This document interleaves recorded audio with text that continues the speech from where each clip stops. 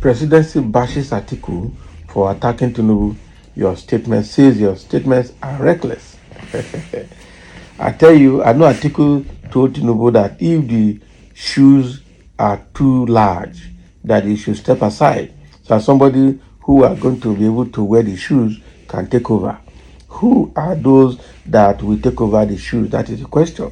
So with what he has said, outrage had been set in APC and in Tinubu's government, and now they have responded to him that his statements are reckless, and you know, he's looking for cheap political points.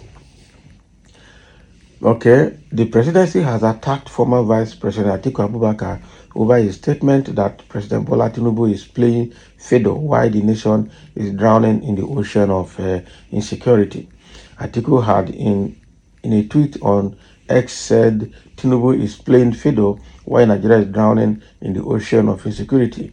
To imagine that the commander-in-chief is on a so-called private visit while kidnappers kill a nursing mother and a grandmother in Abuja for failing to pay 90 million naira ransom, and two monarchs in Ekiti State, among other regular tragedies besetting the country.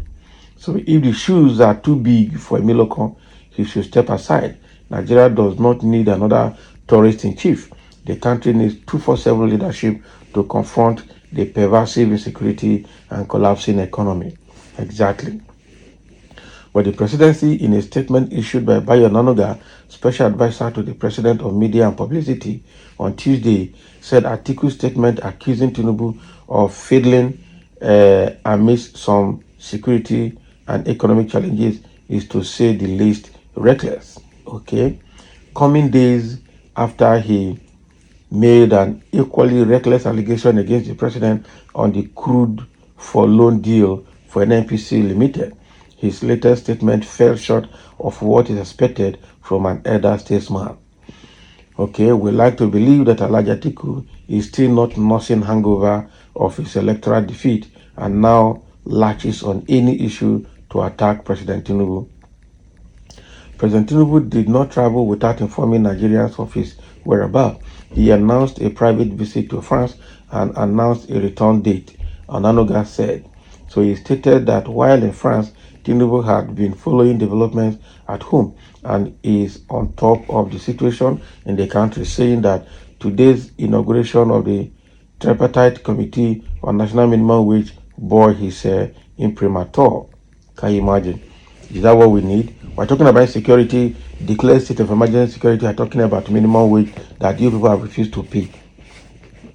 So Nanoga added that the president is in constant touch with his officials and security chiefs and had directed them to stamp out every form of criminality in the country. Now today, he has particularly ordered them to apprehend those criminals responsible for the murder of two monarchs in Ekiti State and the kidnapping of some people in the state.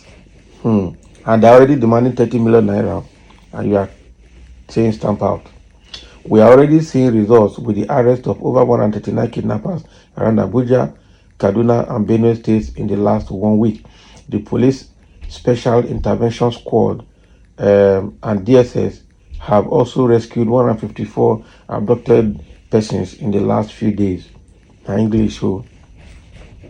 Just last week, President Tinubu approved 50 billion naira as special fund to address some of the lingering security challenges in Northeast, where Alhaji Atiku hails from. So, to cope with the kidnapping challenges in the FCT, President Tinubu also approved funds for the acquisition of equipment to track criminals, he said. So, according to Nanoga, if Alhaji Atiku is really concerned about security issues and not playing cheap politics, he should have known that President Tinubu is on top of issues and working hard to restore peace to every part of our country. So our security agencies are working very hard to bring the security situation under control. President Tinubu is giving them all the necessary support they need to win the battle against criminal elements and secure every inch of our country. Okay. So those are the statements of Bayo Onanoga, saying that Atiku is trying to score cheap political point. The fact remains that why are we on the reactive all the time? That is the question I want to ask, especially with this issue of insecurity, kidnapping, and asking for ransom. Why are we on the reactive? Why can't we be on the proactive? Why can't we be ahead of the kidnappers? Why can't the security agencies in Nigeria be ahead of the criminals? Because that is not supposed to be. Until the security agencies in Nigeria are ahead of the criminals, there's no progress that we made. Right now, the criminals and the bandits and the kidnappers are on the lead. Okay, they strike and then we react. That is what we have been seeing for the past more than 15 years.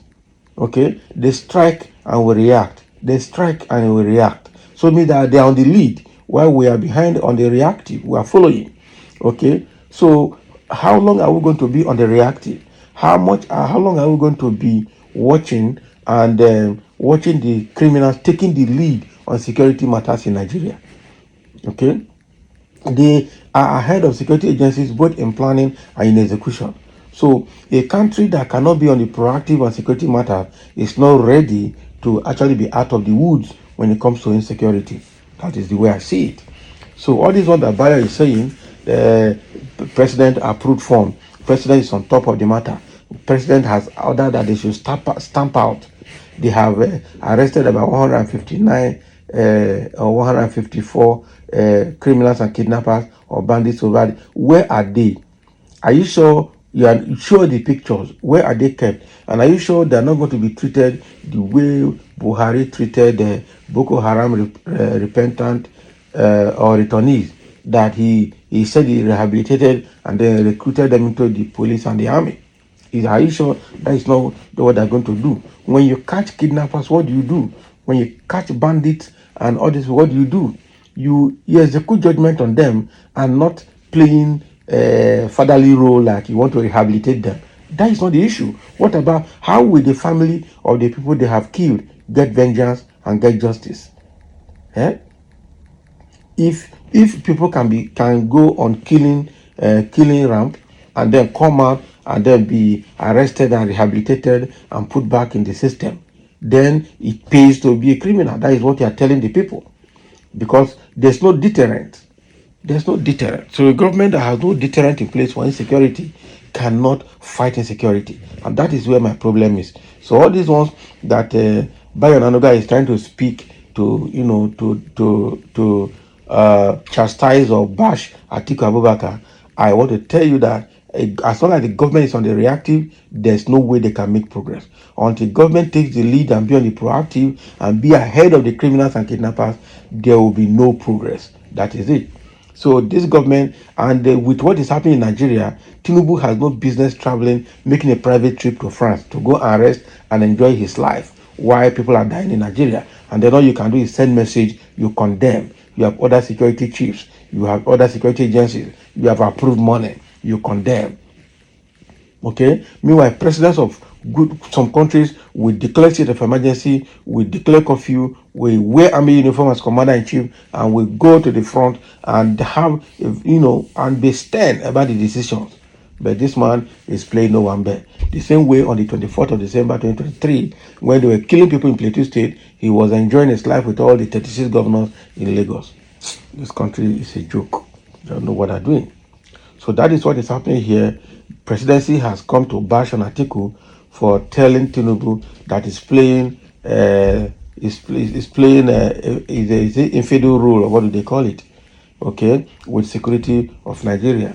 If his shoe is too big, he should step aside. Now, Bayo Nanoga is speaking, saying that Atiku is trying to score cheap political points.